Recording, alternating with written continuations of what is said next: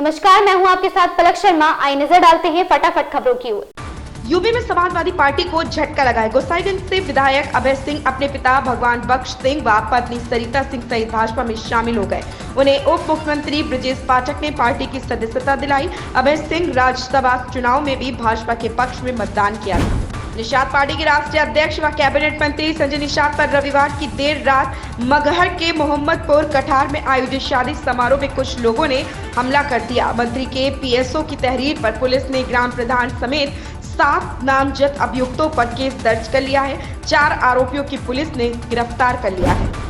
Delhi high court ने शराब घोटाले से जुड़े मनी लॉन्ड्रिंग मामले में प्रवर्तन निदेशालय ईडी की तरफ से जारी समन को चुनौती देने वाली मुख्यमंत्री अरविंद केजरीवाल की याचिका खारिज कर दिया। साथ ही याचिकाकर्ता पर जुर्माना भी लगाया गया। हाईकोर्ट ने सभी आपराधिक मामलों में मुख्यमंत्री अरविंद केजरीवाल को अंतरिम जमानत देने का निर्देश देने की मांग वाली याचिका पर सुनवाई की, जिसे खारिज कर दिया। कोर्ट ने याचिका खारिज करते हुए याचिकाकर्ता पर 75,000 रुपए का जुर्माना लगाया। मुख्यमंत्री योगी आदित्यनाथ ने कहा है कि भारतीय जनता पार्टी सरकार में जनता की आकांक्षा के अनुरूप विकास के कार्य हुए हैं। ये पहली बार देश में देखने को मिला। विकास और विरासत का अद्भुत समन्वय। पीएम मोदी की पहचान इस दिशा में अद्भुत कार्य हुए हैं। केंद्रीय गृह मंत्री अमित शाह ने कटिहार लोकसभा क्षेत्र में चुनावी सभा को संबोधित किया। उन्होंने जदयू उम्मीदवार दुलाल चंद्र गोस्वामी को वोट देने की अपील की। गृह मंत्री ने राष्ट्रीय जनता दल के सुप्रीमो लालू प्रसाद यादव और कांग्रेस पर जमकर हमला बोला। अमित शाह ने कहा है कि मोदी जी इस देश में जातिवाद और तुष्टीकरण को समाप्त करने का काम किया है। इतने सालों से कांग्रेस और लालू जी कहते थे गरीबी हटाओ, लेकिन गरीबी नहीं हटी थी। 10 साल में ही मोदी जी ने देश की जनता को मुफ्त में 5 किलो अनाज देने का काम किया। प्रधानमंत्री नरेंद्र मोदी ने राजस्थान के बांसवाड़ा में रैली को संबोधित करते हुए कांग्रेस पर टिप्पणी की थी। उन्होंने कहा था कि अगर कांग्रेस सत्ता में आती है तो वह लोगों की संपत्ति को मुसलमानों में फिर से वितरित कर देगी।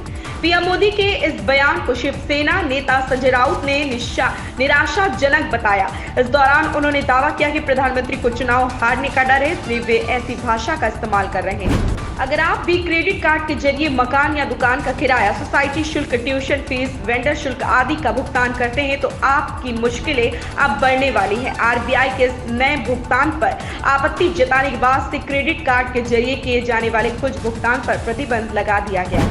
गुजरात टाइटंस ने रविवार को खेले गए 37वें मैच में पंजाब किंग्स को 3 विकेट से हरा दिया। इस जीत के साथ गुजरात के खाते में 8 अंक हो गए हैं। अब वह 6ठे स्थान पर पहुंच गई। वहीं पंजाब किंग्स 4 अंकों के साथ 9वें स्थान पर खिसक गई है। गुजरात की जीत में राहुल तेवतिया का अहम योगदान रहा। उन्होंने 36 रनों की नाबाद पारी खेली और टीम को इस सीजन की चौथी जीत दिलाई।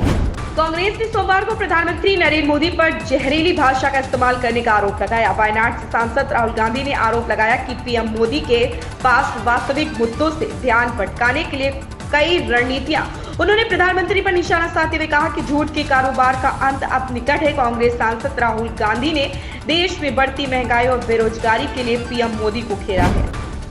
फिल्म कल की 2898 एडी से सुपरस्टार अमिताभ बच्चन का फर्स्ट लुक सामने आ चुका है। उनके किरदार से पर्दा उठते ही सोशल मीडिया यूजर अपनी अपनी प्रतिक्रिया दे रहे हैं। बिग बी के किरदार के जवानी वाले लुक को देखकर कई लोग हैरान। बता दें कि बिग बी इस फिल्म में अश्वत्थामा का किरदार अदा कर रहे हैं। इन खबरों में बस इतना ही। बने रहे हमारे साथ।